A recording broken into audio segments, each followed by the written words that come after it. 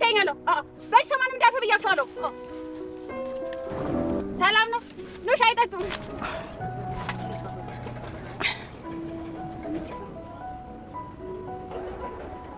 እንዴ ለምን እንደዚህ ብታይኝ? ማለት ለምን ለመጣሽልኝ? ፈጣሪ ያውጣኝ። አልማዝ ረፊ አርፈሽ ምግብሽን ብይ። ነገ ስመጣ ነው አመጣልሻለሁ ብዬሻለሁ። ልቁንስ ትናንትና ነው ሳናም ችልኝ ነው ሰጥሻለሁ። ተረጋጊ። እሺ አሁን ከዚህ ውጣልኝ። ልጠጣበት። አያ ግን በዚህ ጠሙስ ጭንቅላትን ብዬ የምከላከል። ኤፉዬ እባክሽ ፊትሽን አታዞርብኝ። አላዞርኩብህም።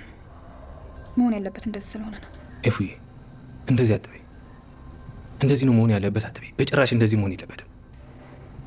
ኤፉ እኔና አንቺ እኮ እኔ ለአንቺ አንቺ ለእኔ ነው የተፈጣ ነው።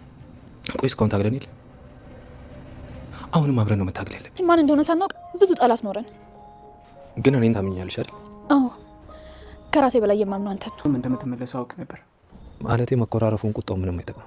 ሂጅ ላምጣት። በቃ አብረን እንሄዳለን። አይ እኔ በቃለሁ። እናንተ ወደ ውስጥ ግቡ። በቃ ቶሎ አምጣት። ሰላም ቤተሰቦች እንዴት ናችሁ? ደህና ናችሁ ወይ? ሰላማችሁ ብዝት ይበልልን። ዛሬ በጣም ደስ በሚል ዜና ነው የመጣ ነው። ሁላችሁም እንደምትደሰቱ ተስፋ እናደርጋለን። ሐረግ አዲስ ድራማ ወይም ደግሞ የባለፈውን ሊያስቀጥል ምዕራፍ 2ን ይዞልን እንደመጣ ሁላችሁም ሰምታችኋል። እናም አሁን ሐረግ ምዕራፍ 2 ተጀምረዋል በዛሬው ዕለት። እናም ሁላችሁን እንኳን ደስ አላችሁ እንኳን ደስ አለንና እንዲጀምር ብዙ ጊዜ ስትጠይቁ ነበረ። እናም አሁን በምዕራፍ 2 ሐረግ ድራማ ተጀምረዋል ዛሬ። እስኪ ደስ ያላችሁ በኮሜንት ስር አዎ በጣም ደስ ብሎናል። በኮሜንት ስርም ሁሌ ስንጽፍላቸው ነበርና አሁን ግን የኛ ድምጽ ተሰምተዋልና ተጀምረዋል ተደስተናል ብላችሁ እስኪ ኮሜንት፣ ሼር፣ ሳብስክራይብ በማድረግ ይህንን አዲስ ምዕራፍ 2ኛ ምዕራፍ እንጀምረው። እናም ሐረግ ምዕራፍ 2 እንዴት እንደነበረ ዛሬ እስኪ አብረን እንየው።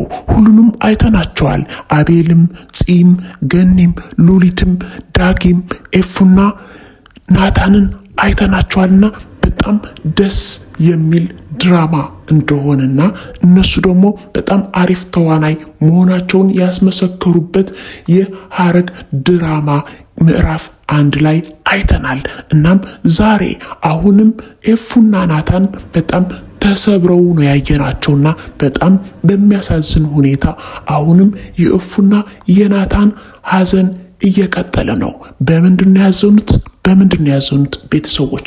እናም አሁን ባለፈው በመጨረሻ ምዕራፍ ያየነውን ምን ነበረ? ኤፍራታና ናታን ልጅ እንደወለዱና ስሙ ደግሞ በያፌት ስም እንደደረጉት አውቀን ነበረ። በባለፈው ምዕራፍ ያለቀው ምዕራፍ ማለት ነው። እናም ልጃቸውን ሲያዩ በጣም ደስተኛ እንደነበሩም አይተናል። ሁሉም ነገር አለቀ ተመስገን ለዚህ በቃን ብለውም ሲደሰቱ ነበረ። ሆኖም ግን በአሁኑ በአዲሱ 2ኛው ምዕራፍ ያየነው ነገር በጣም አስደንጋጭ ነበረ። ኤፉ መቃብር ቤት ሂዳ ስታለቅስ ነበረና ስታለቅስ የነበረው ደግሞ ልጄ ነጠቁኝ የአብራኬ ክፋይ እያለች ስታለቅስ እንደነበረ አይተናል። እና በጣም በሚያሳዝን ሁኔታ አሁንም ስቃያቸው አላበቃም፣ በልጃቸው መጡባቸው ማለት ነው። እናም ኤፉ በጣም ግራ ገብቷታል። ለምንድነው በልጅ የሚፈቱንኝ እያለች እንደነበረም ሰምተናል። እናም ኤፉ ደግሞ በጣም እያለቀሰች ስለነበረ ልትወድቅ ስትልም የሆነ ልጅ መጥቶ እንደደገፋት፣ ያ ልጅስ ማን ሊሆን ይችላል የሚለውንም አብረን እናያለን። እናም አሁን ኤፉ በልጁ ሐዘን በጣም ተከፍታና ከናታን ጋር የምትኖርበት የነበረውን ቤት ትታ ወደ ነገኒ ቤዛ ቤት ነበረ የመጣችው። እናም አሁን እነገኒም ተይ ወደ ቤትሽ ተመለሺ፣ እባልሽና አንቺ አድሱ፣ ፍቅራችሁን አድሱ፣ እንዴት ነው እንደዚህ ሆናችሁ መቀጠል አትችሉም፣ ህይወት ይቀጥላል እያለች እየነገረቻት ነበረ። ገኒም ግን ደግሞ ኤፍራታ አልቻልኩም በቃ ካሁን በኋላ እኔና ናታን አብረን መሆን አንችልም። በቃ የኛ ፍቅር ለስቃይና ለሐዘን ከሆነ ማብቃት አለበት፣ አልፈልግም እያለች ነበርና ከዛ ናታንም መጥቶ ነበረ። እሷም ደነገጠች። ልትወድቅ ስትል ነበረ የያዛት። በጣም እያዞራትና እያመማት እንደሆነም ያስታውቃል ማለት ነው። ሐዘኑ በጣም በርትቶባታል። በጣም ከባድ ነው የልጅ ሐዘን በድራማው እንደምናየው ማለት ነው። እናም አሁን ኤፍራታ ለናታን እኔና አንተ አብረን መሆን አንችልም፣ ስቃይ ነው የምናመጣው፣ ልጃችንም አጣን። ስለዚህ እኔና አንተ መጣመር የለብንም። ይሄኛ እርግማን ነው ልጃችን ጋር እንደዚህ የደረሰው። ስለዚህ እባክህ ለየብቻችን እንሁን፣ በቃኝ፣ በቃ እኔ አልቻልኩም፣ አቃተኝ ያለች ነበረ። ግን ናታን ተይ የኔ ጨረቃ፣ እንዴት በዚህ ያበቃል? የኔና ያንቺ ምንም የሚያበቃበት ፍቅር የለም። አብረን ሆነን መጋፈጥ አለብን። ተስፋ አትቁረጪ። አንቺ ተስፋ ቆርጠሽም እኔ ተስፋ እያስቆረጥሽኝ ነውና እባክሽ ጨረቃዬ አብረን እንሆን ብሎ እየለመናት ነበረ። እሷ ግን አሻፈረኝ፣ እኔ በቃኝ፣ ይህንን ህይወት በቃኝ፣ እኔ ልጄ አሳጥቶኛል፣ ስለዚህ በቃ ካሁን በኋላ በቃኝ ብላው ነበረ። ናታንም በጣም ስብር ብሎ ነበረ። ሊወጣ ሲል ደግሞ ተሯርጣ ሄዳ በቃ ይቅርታ፣ አብረን መሆን እንችላለን፣ እወድሃለሁ፣ ግን የልጄ ገዳይ ታመጣልኛለህ ወይ ብላው ነበር። እሱ ደግሞ በእርግጠኝነት ነበር የነገራት። አዎ የልጃችን ገዳይ ሬሳውን እየቆጠጥኩኝ ነው ማመጣልሽ ብሎ በእርግጠኝነት ነበር የነገራት። ሆኖም ግን እሷ የፈለገችው እኔ በህይወት እያለ ነው የምፈልገው እንጂ ሬሳውን አይደለም የምፈልገው ብለዋለች። እና ናታን ደግሞ ቃል ገብቶላታል በልጇ ገዳይ እንደሚያመጣላት ማለት ነው። ስለዚህ አሁንም ቤተሰቦች ናታንና ኤፍራታ ፍቅራቸው ይቀጥላል። ግን ወደዛኛው ቤት መሄድ አልፈልግም፣ ትዝታዬ እየቀሰቀሰብኝ ነው፣ ልጄ ያፌትን እያስታወስኩኝ ነውና ካሁን በኋላ እዛ ቤት ግን መሄድ አልፈልግም ብለዋለች። ናታን ደግሞ የኛ የድሮ ፍቅራችንስ አይቀሰቅሰሽብሽም ወይ እባክሽ ጨረቃዬ ቢላትም አይደለም መጥፎውንም ጥሩውንም ነው እንጂ እየመረጥኩኝ ማስታወስ አልችልም ብለዋለች። ስለዚህ የሁለቱም ውሳኔ ሌላ ውሳኔ ሊወስዱ ይችላሉ፣ ሌላ ቤት ሊገዙ ይችላሉ። እሱ ሌላ ነገር ሆኖ ግን ዋናው ነገር ሁለቱ መስማማታቸውና ጨረቃውን እሺ ማለቷ ለሱም ጥሩ ድጋፍ ትሆነዋለች ማለት ነው። እናም በሌላ በኩል ፂ ደግሞ በጣም ተሰብራለች። ወላጆቿን እንደሞቱን አውቃለች። የቢንያንም ሐዘን አውቃለች።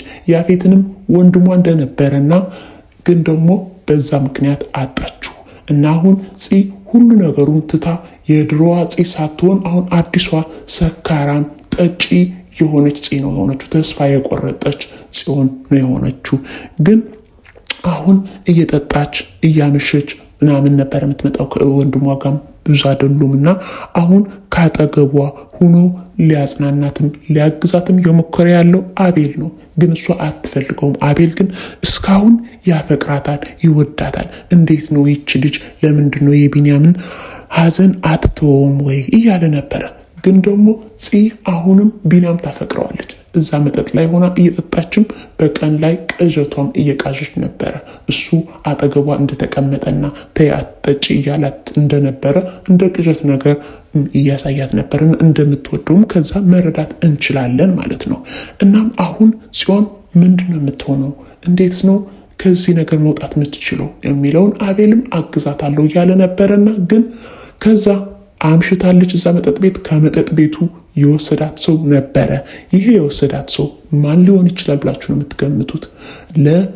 ለነ ኤፍራታ ልጅ የገደለባቸው ሰውዬ ሊሆን ይችላል ወይስ ሌላ እሷን ሊያግዝ የሚችል ሰው ሊሆን ብላችሁ ነው የምታስቡት? እናም አሁን የነ ኤፍራታ ልጅስ ማን የገደለው ነው የሚመስላችሁ ቤተሰብ? እስኪ የእናንተ ጥርጣሬ በኮሜንት ስር አስቀምጡ። እኛ የምንለው ኤፍራታ የእንጀራ እናቷ ማን እንደሆነች አይታችኋል። የድሮ የናታን አሰሪ ሴትዮ ማለት ነው። እንዴት እቺ ሴት አለች ወይ ብላ ስትናደድና ፎቶዋንም ስታፈላልግና የት እንዳለች ገነትም ስትፈልጋት እንደነበረ ታውቃላችሁ። ስለዚህ ልጃችሁ የገደለችባቸው ይቺ ሴትዮ ልትበቀላቸው ሊሆን ይችላል ግን ደግሞ አብረን የምናየው ይሆናል ማለት ነው። በሌላ በኩልስ ሉሊትን እንዴት አያችኋት? እብደቱንም ያምርባታል። ሉሊት አይታችኋል አይደለ? ሉሊት ጨርቋን ጥላለች፣ አብዳለች፣ ጎዳና ላይ ወጥታለችና ምን እንደምታደርግም አታቅም። ግን ቅብጠቷ አሁንም አብዳ አልተወችውም ማለት ነው። እናም ገኒ ደግሞ እየሄደች ምግብ እያመላለሰችላት እንደሆነና ገኒ ልትተዋት አልቻለችም። የድሮ ፍቅራቸው ሐዘኑንም ደስታውንም ስላሳለፉ አሁን ገኒ ደግሞ በተራዋ እየሄደች እየመገበቻት እያጠጣቻት ነው ያለችውና ወደ ልቦናዋ እንድትመለስም ልታደርጋት ትችላለች ማለት ነው። ግን ሉሊት ይህንን እብደቷ እንዴት አያችሁት? እስኪ በኮሜንት ስራ አሳውቁ። እናመሰግናለን። ለዛሬ የነበረን ቆይታ ይህንን ይመስላል። ሙሉውን ክፍል ቀደም ብለን በኮሚኒቲ ቻነል እንለቀዋለን። ዛሬ ወደዚህ ቻነል የመጣችሁ ለመጀመሪያ ጊዜያችሁ ከሆነ ሳብስክራይብ በማድረግ ቤተሰብ ይሁኑ። ይህንን ቻነል የእንግዳ ኖላዊ አለማየሁ እና ሌሎች አጠር ያሉ የአማርኛ ድራማዎችን አጠር መጠን አድርገን እናቀርብላችኋለን።